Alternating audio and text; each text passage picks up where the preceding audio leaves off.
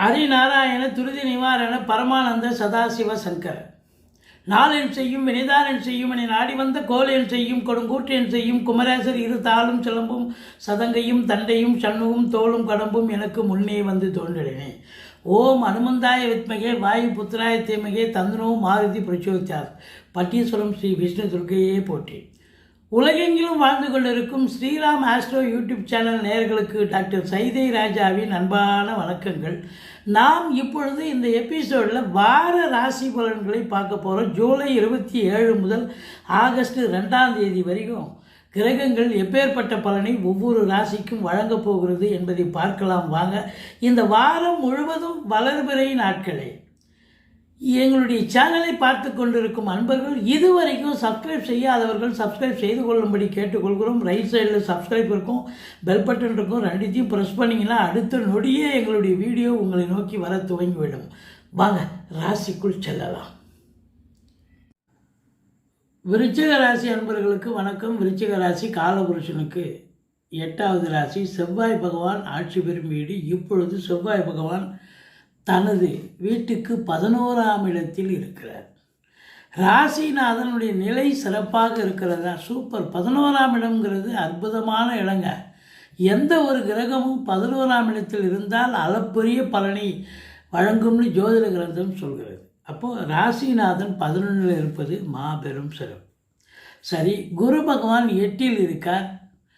8ல் இருந்த போதிலும் குரு பார்வை கோடி நன்மை. பாருங்கள், 2ஆம் இடம் 4ஆம் இடம் 12ஆம் இடத்தை குரு பார்க்கிறார். சூப்பர்.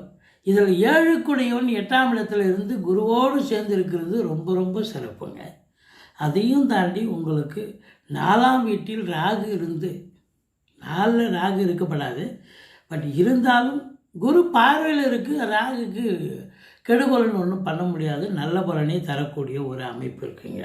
5ல் சனி வக்கரமாக இருக்கார். மற்றபடி கிரகங்களுடைய சஞ்சார நிலைகளை பார்க்கும் பொழுது மிக மிக உன்னதமாக இருப்பதால் இந்த விருச்சிக ராசியில் பிறந்த அன்பர்களுக்கு இந்த வாரம் அமோகமாக இருக்கும், அற்புதமாக இருக்கும் அப்படின்னு சொல்லலாம். இந்த விருச்சிக ராசியில் என்னென்ன நட்சத்திரங்கள் இருக்குது அப்படின்னு பார்த்தீங்கன்னா, விசாகம் 4ஆம் பாதம், அனுசம் கேட்டை நட்சத்திரம் உள்ளடக்கியது. முதல்ல ராசிநாதன் 11ல் இருக்கார். எண்ணிய செயல் ஈடேறப் போகிறது, தொட்டதெல்லாம் தொடங்க போகிறது, எல்லாம் லாபமயம். உங்களுக்கு பொருளாதார அபிவிருத்தி பற்றி தான் அவர் அதிகமாக திங்க் பண்ணி 11ஆம் இடத்திலிருந்து பல லாபத்தை பெற வைக்கக்கூடிய முயற்சியில் ராசிநாதன் அமர்ந்திருக்கிறார் அப்படின்னு சொல்லணும். பாருங்கள், 8ல் இருக்கும் குரு பகவான் அவர் 2க்கும் 5க்கும் ஆதிபத்தியம் பெற்று 8ஆம் இடத்தில் இருந்து 2ஆம் இடத்தை பார்க்கிறார். சூப்பர். தனக்காரர்கள் தனஸ்தானத்தை பார்க்கிறார். தன பிராப்தி உண்டு. அப்போது பொருளாதார மேன்மை, குடும்ப மேன்மை சிறப்பாக இருக்கும். பணம் பல வகையில் பையை நிரப்பக்கூடிய காலம். நீங்கள் பாருங்கள், 10ஆம் இடத்துல கேது இருக்கார். இந்த விருச்சிகத்துக்கு 10ஆம் இடத்துல கேது இருந்தால் ராகு இருந்தால் இருக்கிற இடத்த விரிவாக்கம் பண்ணுவார், கேது இருந்தால் இருக்கிற இடத்த சுருக்குவார். அப்போ நீங்கள் என்ன பண்ணணும்னா, அப்போ கேது இருக்காருன்னு சொன்னால் அப்போ வருமானம் நிறைய வருதுன்னா அப்போ வரக்கூடிய வருமானத்தை தொழிலில் போடலாமா, இன்னும் கடன் வாங்கி தொழிலை விரிவாக்கம் பண்ணலாமான்னா பண்ணக்கூடாது. இந்த விருச்சிக ராசி அன்பர்கள் தொழில் பண்ணணும். எப்படி பண்ணணும்னா, வழக்கமாக என்ன பண்ணிகிட்ருக்கீங்களோ அதை அப்படியே ரொட்டேஷன் பண்ணணும், அப்படியே ஓட்டணும். மேற்கொண்டு தொழிலில் இன்வெஸ்ட் பண்ணக்கூடாது. வழக்கமாக பண்ணுறது பண்ணலாம், அவ்வளோதான். இன்வெஸ்ட்மெண்ட் வழக்கமாக பண்ணுவீங்களே, அவ்வளோதான்.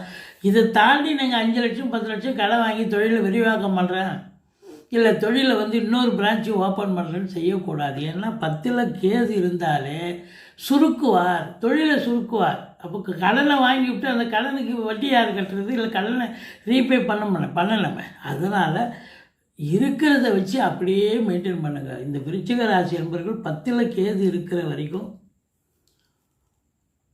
நம்ம வார பலனை தான் சொல்கிறோம். பட் இருந்தாலும் தொழிலில் வழக்கத்துக்கு மாறாக இதை பண்ணுறேன் அதை பண்ணுறேன் புதுப்பிக்கிறேன் இன்னும் எக்ஸ்டெண்ட் பண்ணுறாங்களாம் எதுவும் பண்ணக்கூடாது. அப்படியே வழக்கமாக என்ன ரொட்டேஷனில் ஓடுதோ அதே ரொட்டேஷன் தான் வரும். ஆனால் வருமானம் உங்களுக்கு பல வகையில் வரும். அந்த தொழிலில் மட்டும் உத்தியோகத்தில் மட்டும் கிடையாதுங்க. பல வகையில் வரும். பிள்ளைகள் சம்பாதிச்சு கொடுக்கலாம், மற்றவங்க வாழ்க்கை துணை அல்லது மனைவி அவங்களுடைய சம்பாத்தியம் இருக்குது. இதை தாண்டி நீங்கள் ஃபண்டில் போட்டிருக்கலாம், இல்லை பேங்க்கில் போட்டு ஃபிக்ஸட் டெபாசிட்டில் போட்டிருக்கலாம், அது இன்ட்ரெஸ்ட் வரலாம். இப்படி பல வகையில், இல்லை நீங்கள் இடம் வாங்கி வச்சுருக்கலாம், அது அது அதில் வருமானம், அது கொடகுலி வரலாம். அதாவது வாடகை வர்றதுக்கூடிய இடம், வீடு இதெல்லாம் இருக்கும்போது வாடகை வரும் இல்லையா? அப்போ அந்த ஒரு இப்படி பல வகையில் உங்களுக்கு வருமானம் வரும், காசு பணம் சேரும், தங்கும்னு சொல்லுவோம். சில நேரத்தில் நிறைய சம்பாதிப்பாங்க, கடைசியில் பார்த்தீங்கன்னா மாத கடைசியில் அங்கே கல்லாவில் ஒன்றுமே இருக்காது, பீரோவில் ஃபுல்லாக கம்ப்ளீட்டாக காலி ஆகிடும். வந்த துட்டு அத்தனையும் செலவாகி போச்சு, எதுவுமே மிஞ்சலைன்னு வாங்க. ஆனால் இப்போ அப்படி இல்லைங்க.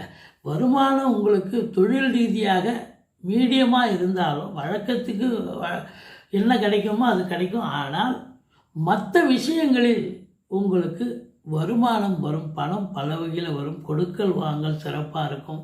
ஃபைனான்ஸையே தொழிலாக செய்யக்கூடியவர்கள் சிறப்பாக செய்யலாம். அதையும் தாண்டி குடும்பத்தில் சுப நிகழ்ச்சிகள் நடத்துவார்கள். வெளியார் சுப நிகழ்ச்சிகளுக்கு சென்று விட்டு வர முடியும். உங்கள் சொல்லுக்கும் செயலுக்கும் மதிப்பு மரியாதை கண்டிப்பாக கிடைக்கக்கூடிய காலகட்டம் இது. ஆரம்ப கல்வி பயிலும் மாணவ செல்வங்கள் மிக பிரமாதமாக படிப்பாங்க அப்படின்னு சொல்லணும். இப்போது 2ஆம் வீடு பணம் வருதுன்னு சொன்னால், இப்போ 4ஆம் வீடு பற்றி நீங்கள் சிந்தனை பண்ணணும் இல்லையா? 4ஆம் இடம் என்பது மாத்ருஸ்தானம், தாய் வழி சொந்தங்களால் அனுகூலம். ஏன்னா ராகு இருந்தால் மைனஸ்ன்னு சொன்னோம். இப்போ குரு வேறு பார்க்குறாரு, அப்போ ப்ளஸ்ஸாகவே மாறிடுது எல்லாமே. அதையும் தாண்டி உங்களுக்கு படிக்கிற பிள்ளைங்க நல்லா படிப்பாங்க. வீடு வாங்க, மனை வாங்க, தோட்டத்துறவு வாங்க, ஃப்ளாட்டு வாங்க, இப்படி ஏதாவது ஒரு பூமி சம்பந்தப்பட்ட விஷயங்களில் இன்வெஸ்ட் பண்ணக்கூடிய ஒரு காலகட்டமாக இது அமைகிறது. நிச்சயமாக இன்வெஸ்ட் பண்ணுவீங்க. ஒரு ரிஜிஸ்ட்ரேஷனோ இல்லை ஒரு அக்ரிமெண்ட்டோ போடக்கூடிய ஒரு தருணம் என்று சொன்னால் மிகையாகாது. ஆனால் ராகு இப்போ பிரம்மாண்டத்தை ஏற்படுத்துவாருங்க. நீங்கள் இடம் வாங்க போகிறீங்க, ஒரு 20 லட்ச ரூபாய்க்கு வாங்குறீங்கன்னா அது கொண்டு போய் ஒரு 60 லட்ச ரூபாய்க்கு கொண்டாந்து விடும். சரி, வீடு 1 கோடி ரூபாய்க்கு வாங்குறீங்கன்னா 1.5 கோடிக்கு கொண்டாந்து விடும். இல்லை 10 லட்ச ரூபாய்க்கு கார் வாங்குறீங்கன்னா 15 லட்ச ரூபாய்க்கு கொண்டாந்து விடும். ராகு எதையும் பிரம்மாண்டத்தை நோக்கி செல்வார். ஆனாலும் நீங்கள் உங்களுடைய சூழ்நிலையை மனதில் கொண்டு இஎம்ஐ கட்டணும், நாளைக்கு திருப்பி ரீபே பண்ண வேண்டிய சூழ்நிலை இருக்குது கடன். அதனால் உங்கள் சக்தி என்னவோ அதை மட்டும், அந்த பலுவை மட்டும்தான் தூக்க முடியும் அப்படின்னு நினச்சி நீங்கள் அந்த கடனை நீங்கள் இது பண்ணணும். மற்றபடி நீங்கள் ராகு இருக்கிற வரைக்கும் அவர் உங்களுக்கு பிரம்மாண்ட நாயகன், கடனை மாறி வாங்க கொடுத்துருவார். உங்களுக்கு கேட்குற இடத்துல கடன் கட்டி நீங்கள் வாங்கிட்டீங்கன்னு சொன்னால் அப்புறம் அது எப்படிங்க திருப்பி ரீபே பண்ணணும் இல்லையா? அதனால் ரொம்ப கஷ்டமாக இருக்கும். எச்சரிக்கையாக இருங்க. மற்றபடி படிக்கிற பிள்ளைங்க நல்லா படிப்பாங்க, ஒன்றும் குறையில்லை. இந்த 5ல் சனி இருக்கார் பார்த்தீங்களா? இந்த 5ல் சனி இருக்கிறது பூர்வீகத்தில் பிரச்சனைகளை கொடுத்தாரு, பிள்ளைகளுக்கு பிரச்சனைகள் கொடுத்தாரு. இப்போ அதெல்லாம் தரமாட்டாருங்க, எந்த பிரச்சனையும் இருக்காது, ஆஃப் பண்ண மாதிரி ஆகிடும். ஆனால் அர்த்தாஷ்டம சனி நடந்தால் என்ன பலன் நடந்ததோ, 4ல் சனி இருந்தால் அந்த பலனை சனி கொடுப்பார். திடுதப்புன்னு சனி பகவானே உங்களை கெடுப்பார், அர்த்தாஷ்டம சனி. அதனால் ரொம்ப எச்சரிக்கையாக இருக்கணும். 5ல் சனி இருந்து கெடுத்தது அது ஒரு நிலை வேறு. ஆனால் 4ல் சனி இருந்தால் அர்த்தாஷ்டம சனி இன்னும் பயங்கரமான ஒரு கெடுபலன்கள் அதிகமாக கிடைக்கக்கூடிய ஒரு நிலை இருக்கிறது. பாருங்கள், 7ஆம் வீட்டை சனி பார்க்குறார். 7ஆம் வீட்டை சனி பார்க்குறார் அப்படின்னு சொன்னால் கணவன் மனைவி இடையே கருத்து வேறுபாடு வரும், நண்பர்கள்கிட்டேயே கருத்து மோதல்கள் ஏற்படும், கூட்டு தொழில் செய்கிற இடத்துல கூட்டாளிகளுக்கும் உங்களுக்கும் பிரச்சனை வரும், சென்றவிடமெல்லாம் வெறுப்புன்னு சொல்கிற அளவுக்கு உங்களை பார்த்த உடனே எல்லாரும் நல்ல ஒரு ஸ்மைல் பண்ணி வரவேற்றவங்கெல்லாம் நீங்கள் உங்களை பார்த்த உடனே முகத்தை தெரிவிப்பாங்க. என்னடா இது அப்படின்னு நினைக்கிற அளவுக்கு இருக்கும். ஆனால் நீங்கள் என்ன பண்ணணும், அவங்கள போய் கிட்ட போய் எக்ஸ்கியூஸ் மீ அப்படின்னு ஒரு புன்முறுவலை வரவழைத்து கொண்டு, ரெடிமேட் புன்முறுவல் வரவழைத்து கொண்டு அவங்கக்கிட்ட பேசி அந்த சுமூகமான ஒரு சூழலுக்கு நீங்கள் கொண்டு வரணும். நீங்கள் டென்ஷன் ஆகிடக்கூடாது. ஏன்னா ஏற்கனவே விருச்சிக ராசிக்காரெல்லாம் டென்ஷன் பார்ட்டிங்க. அதனால் 7ஆம் இடத்தை சனி பார்க்குறதால சமூகத்தில் அவப்பெயர் வரலாம், ஏதோ பிரச்சனைகள் வரலாம். அதனால் ஜாக்கிரதையாக இருக்கணும். போகிற இடம்லாம் கொஞ்சம் எச்சரிக்கை. ஒரு ஆஃபீஸ் போகிறீங்க, இல்லை வேறு ஒரு ஆஃபீஸுக்கு இன்னொருத்தர் பார்க்க போகிறீங்க, ஏதோ ஒரு வேலையாக போகிறீங்க, அங்கே போகிற இடத்துல உங்களை ஒரு மாதிரி இக்னோர் பண்ணுற மாதிரி பேசுவாங்க. நீங்கள் அதெல்லாம் பொருட்படுத்தாமல் சிரிச்சுக்கிட்டே கம்முன்னு வந்துட்டீங்கன்னு சொன்னால் உங்களை நீங்கள் ஜெயிச்சிட்டிங்கன்னு அர்த்தம், இல்லைன்னா நீங்கள் தோத்துட்டீங்கன்னு அர்த்தம். அதனால் அதுக்கு சமயத்துக்கு தகுந்த மாதிரி நடந்துக்கணும், அதுதான். ஆனால் இந்த விருச்சிக ராசிக்காரர்கள் என்ன சொன்னாலும் சரியும்பாங்க, ஆனால் அங்கே போய் டென்ஷன் ஆகிடுவாங்க. யாருன்னு நினச்சிங்க என்ன போய் எங்கிட்ட அப்படி பேசுகிறீங்க அப்படின்ற மாதிரி டென்ஷன் ஆகி ரசாபாசம் ஆகிடும் அந்த இடத்துல. அதனால் விட்டு கொடுத்து போங்க, வாழ்க்கை கெட்டு போவதில்லை அப்படின்னு சொல்கிறோம்.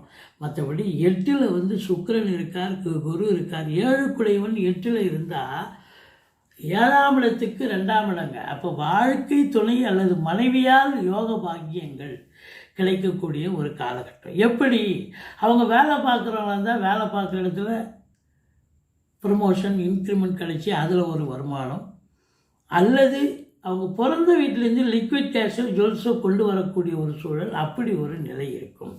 மொத்தத்தில் பார்க்கும் பொழுது உங்களுக்கு 9ல் சூரியன் இருக்கார். இந்த 9ல் சூரியன் இருக்கு காரகோ பாவனாசின்னு சொல்லுவாங்க. தந்தைக்கும் உங்களுக்கும் கருத்து வேறுபாடு வரும்.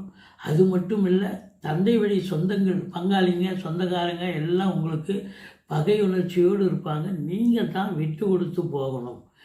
தந்தைக்கு தேக ஆரோக்கிய குறைவு ஏற்படலாம். மற்றபடி பார்க்கும்போது தந்தையுடைய தொழில் போல பின்னடைவு ஏற்படக்கூடிய நிலை ஏற்படும். நீங்கள் விட்டு கொடுத்து போகணும். மற்றபடி உங்களுக்கு ராசிநாதன் 11ல் இருப்பதால் எண்ணிய செயல் ஈடேறப் போகிறது. பொருளாதாரத்தில் சுபீட்சத்தை பார்க்க போகிறீர்கள், அற்புதமாக இருக்கும். அப்போ 12ஆம் இடத்தை குரு பார்க்குறாருன்னா செலவினங்கள் ஏற்படும். அது சுப செலவாகத்தான் அமையும். நீங்கள் உங்கள் குடும்ப உறுப்பினர்கள் யாராவது வெளியூர் வெளிநாடு, உங்கள் பிள்ளையோ பெண்ணோ இல்லை உறவினர்களோ வெளிநாட்டில் இருக்கும் பட்சத்தில் நீங்கள் அவங்கள பார்க்க போகலாம், இல்லை டூர் மாதிரி கூட போயிட்டு வரலாம், இன்ப சுற்றுலான்னு போயிட்டு வரலாம். இப்படி அது ஆத்ம திருப்தியும் சந்தோஷமும் கிடைக்கும். அதனால் செலவினங்கள் இருந்தாலும் அது சுப செலவே அப்படின்னு எடுத்துக்கணும். மொத்தத்தில் ராசிநாதனுடைய நிலை சூப்பர். தொழில் உத்தியோகம் சிறப்பாக இருக்கும். ஒன்றும் பயப்பட வேண்டாம். சூரியனுடைய வீடாக இருக்கிறதால செவ்வாய் அங்கே 2 நாள் இருக்கார். அதனால் காவல்துறை, தீயணைப்புத்துறை, மருத்துவத்துறை, இராணுவத்துறை, ஐஏஎஸ், ஐபிஎஸ், ஐஎஃப்எஸ் அதற்கு நிகரான பணியில் இருக்கும் அன்பர்கள், கடைநிலை ஊழியர்கள், இன்னும் பிற அரசு ஊழியர்கள், தனியார் துறையில் வேலை பார்க்கக்கூடியவர்கள் அத்துணை பேர்களுக்கும் இந்த வாரம் மிக சிறப்பாக இருக்கும். உன்னதமான ஒரு வாரம். வேலையில் ஒரு பின் பாயிண்ட் பிரச்சனை இருக்காது. மற்றவர்கள் பாராட்டுறாங்களோ இல்லையோ சீன்னு சொல்கிற அளவுக்கு நீங்களும் வேலை பார்க்க மாட்டீங்க. அங்கே அட்மாஸ்பியரும் நல்லா இருக்கும். தொழில் பண்ணுற இடத்துலையும் நல்ல வருமானத்தை தேடி போவீங்க. நல்ல வருமானம் நிச்சயமாக கிடைக்கும். மற்றபடி பிள்ளைகளுடைய வளர்ச்சி சிறப்பாக இருக்கும். வாழ்க்கை துணையை பற்றி நம்ம சொல்லிட்டோம்.